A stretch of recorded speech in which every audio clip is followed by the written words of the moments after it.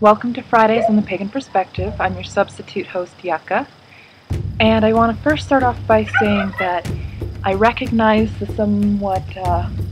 slight irony of this setting and this week's topic. So most of you are already probably pretty familiar with it, but I'm going to go ahead and read the questions anyways. So we've got two different questions from viewers, and topics rather. There's multiple parts, there's multiple questions within these topics. The first one comes from Lighthearted Leo, and they ask, I have a question. What qualifies as your shadow and shadow work? I'm interested in working with the inner mechanics of myself and want to know what methods there are to working with your shadow.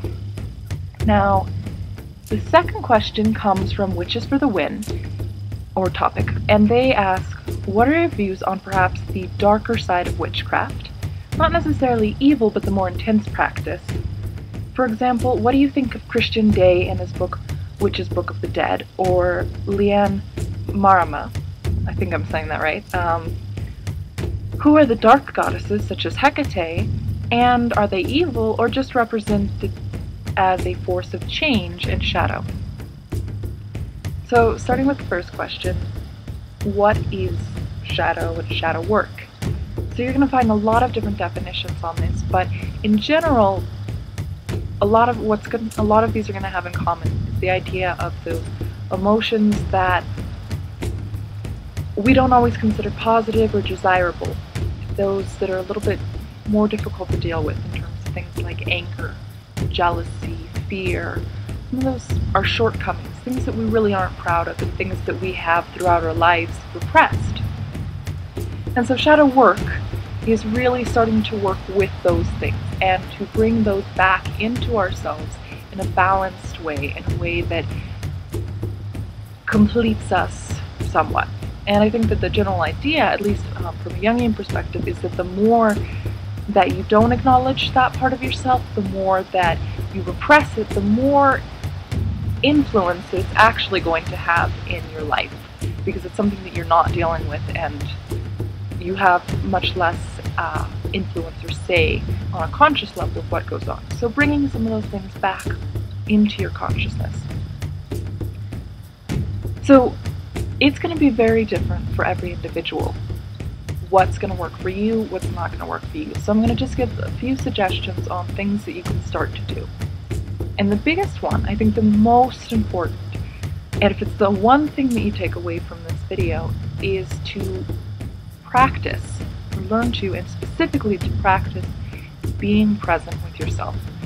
And that's actually a really scary and daunting thing to do, and it's a lot harder than it sounds, and it's something but definitely worth it. And it's something that I think that we work on our entire lives, and it's something that you don't just master it. You don't just sit down and say, okay, I'm going to be present with myself and learn it. It doesn't work that way. It's something that you work on every day and all throughout your life, in really finding that connection with yourself. So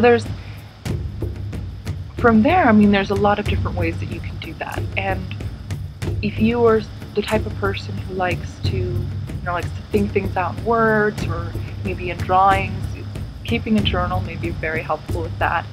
Another thing that might be very helpful, specifically with some of the more ritual or Wiccan, spell work oriented viewers, is creating a circle, creating a sacred space, casting a circle, drawing in, calling in the directions, any deities you may work with, or helper spirits, helper ideas, archetypes, and trying to sit, be present with yourself, and feel some of those emotions out.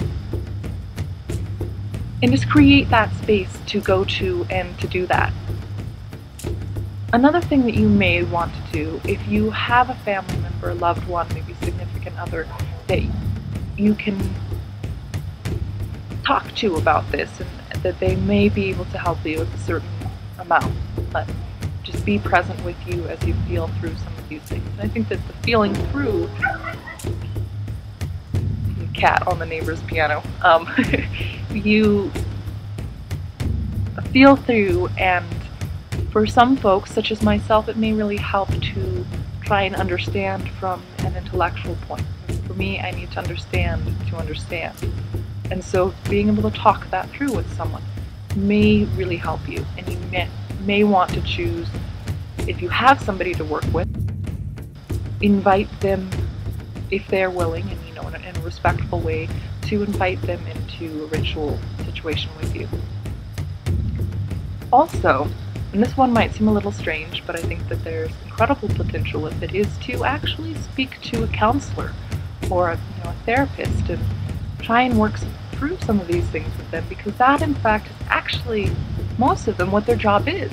This is what they've spent their life practicing and learning how to do and help guide you through. And you really have to find the person who works for you. And it isn't, there's so many different styles and approaches, and it isn't necessarily something that is going to cost you hundreds and thousands of dollars. There's a lot of different options in terms of affordability. You just have to really look around and see what there is and consider working with them to help you in your own practice, because that's what they're there for. But I do have a word of caution, a piece of advice. Be very careful to not use it as an excuse to be nasty or to be an asshole to someone. There is a significant difference between expressing your emotions and directing them towards someone. And so just keep that in mind as you work through some of the more intense and heavy emotions that you might have as part of your shadow self. Moving on to the second question, which has multiple parts, begins with what are your views on perhaps the darker side of witchcraft? Not necessarily evil, but the more intense practice. So, that could be many different things. When I hear that, for me, I think of dream work, which is actually a topic that's going to be coming up, I think not this coming week, but the following. But I also think of things that have to do with the part of the cycle of, so there's the big cycle of birth, growth, death, decay, regeneration. It's the death, decay, and regeneration part.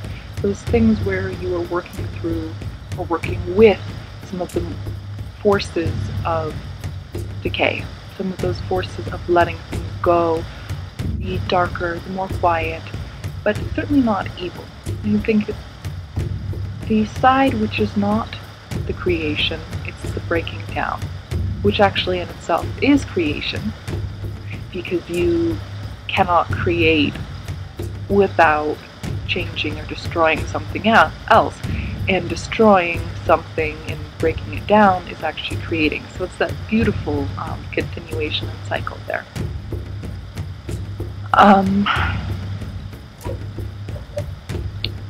So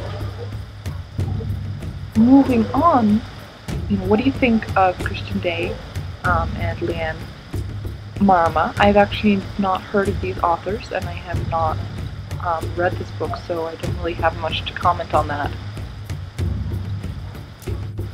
Lastly, there's the question about who are the dark goddesses, such as Hecate, and are they evil, or are they just forces of change or shadows? So, as I've mentioned before, I'm not a deist. I don't really use deities. I like the symbology of many of the deities, and I think that of the ones that I'm familiar with and enjoy, I would say that the crone from the Mother Maiden and crone would most likely fit the most into the idea of the dark goddess. She is about the breaking down, of the destroying, of the letting go, the rotting, the decay, and eventually coming into the regeneration and rebirth.